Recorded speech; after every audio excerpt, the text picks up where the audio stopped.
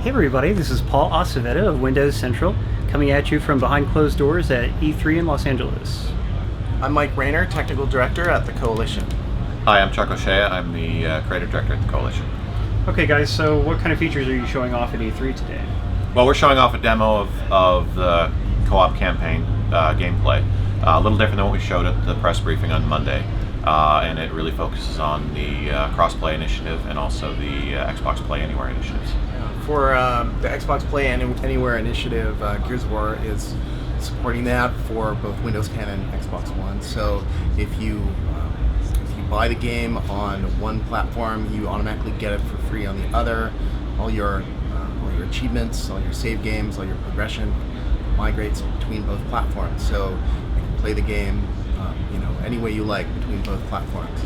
And with crossplay, what's great about that is that you can play with somebody on a different platform. So if one of your friends can be on the PC, you can be playing on the Xbox One, and you can play together. And with Gears of War 4, you can play all of our cooperative modes in the game on crossplay. So that means you can play co-op campaign, you can play the new versus modes that we introduced in the beta, which is co-op versus AI and the bots. And then the last one is you can also play on our new Horde 3.0 mode that we announced on Monday as well.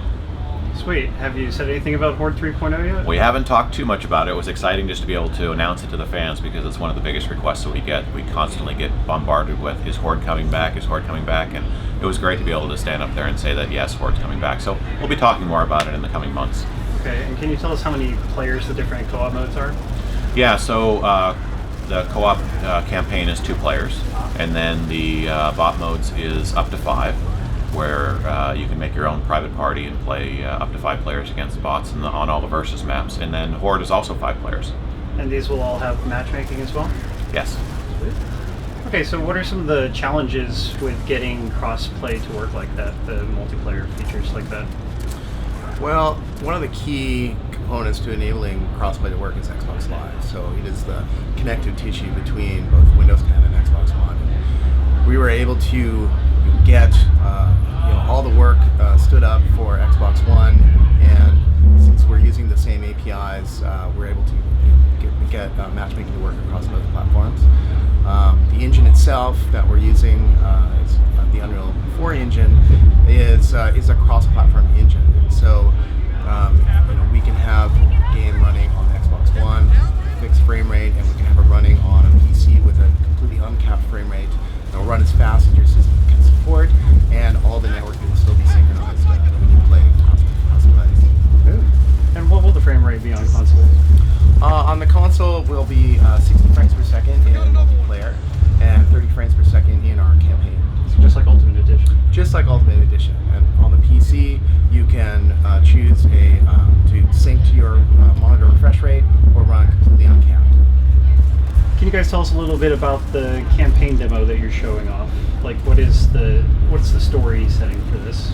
Well, the story setting for the campaign demo that we're showing off is actually it's partway through the game. Reyna, the leader of the Outsider tribe, has been captured. She's Kate's mother. And JD, Kate, and Dell, who are the main protagonists of the game, are going off to try and find her. And they also recruited Kate's uncle, Oscar, who was a former COG member, who, in the section that we're showing off, just got captured as well. So the team is trying to figure out how they go after him. And it's really the introduction of the Swarm for the first time. Sweet. And what can you say publicly about the Swarm for now? Well, they're a new enemy.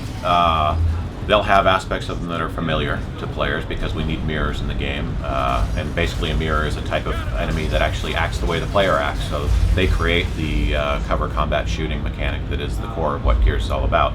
And then there's a bunch of other new enemies that we're also introducing, which you would see in the footage, which is the Pouncer, which is a co-op character that we created that the 2 players actually have to work together to defeat, which is co-op is a core standard of what Gears is all about. So to be able to create enemies that actually play on that is pretty exciting. So if you're playing by yourself, the AI partner would Yeah, help? that's correct. Yeah. Are there any new gameplay features? Like, does this play exactly like Gears 1, or are there any differences? Well, I'd say, like, when we built the game, one of the things that was really important is that it felt like Gears, right? So we built the game on an entirely new engine for a new generation of Gears. In the process, it was really important that it felt like Gears. So we got the core, the way you move in and out of cover, the way weapons feel.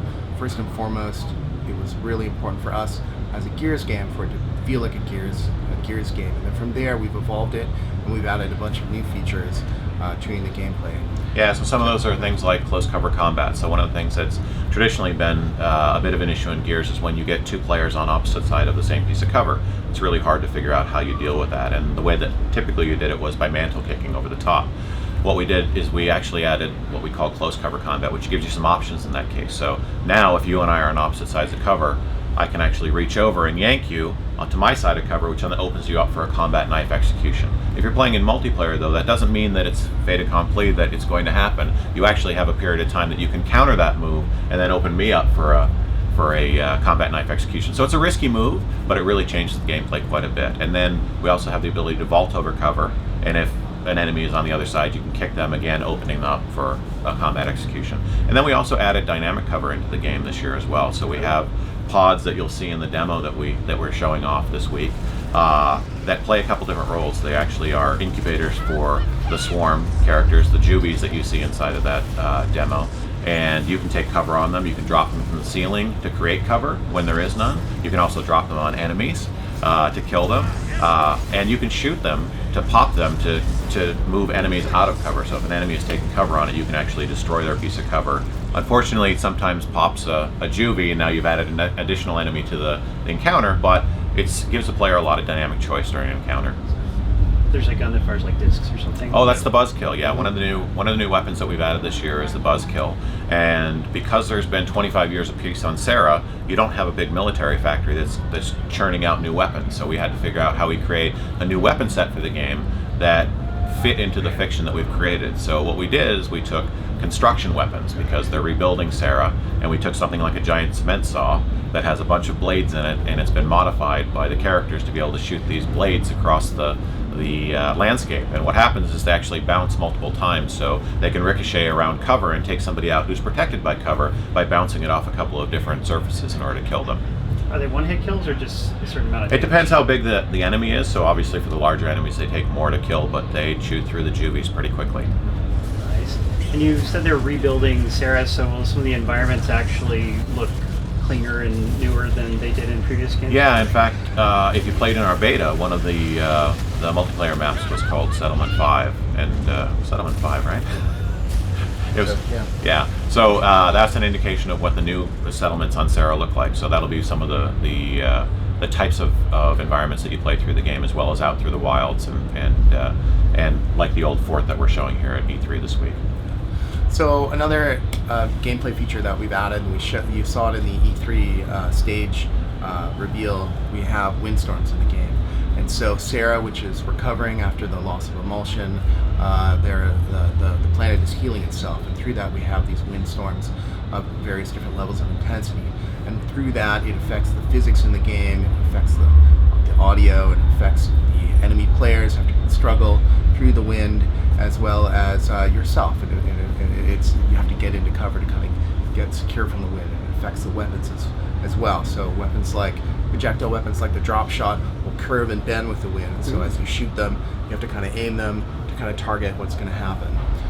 So it adds a whole new element to gameplay in a sort of dynamic way. Yeah, what's really great about that is in most games that would be a scripted sequence where you would play through it the same way every time, but what's really great about our wind is that it's a system in the game. So they've actually developed it so it can appear anywhere at any time, and it can vary in terms of force. So as the player goes through and they reach these encounters, they have to gauge the force of the wind to be able to determine how much they have to adjust before throwing frag grenades or shooting the drop shot or things like that.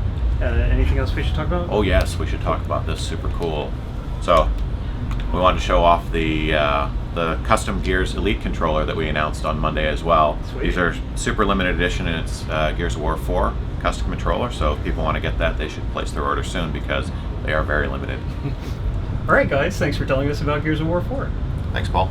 Everybody, please read our full hands-on preview at windowscentral.com. Follow us on Twitter and Twitch. And don't hate, appreciate.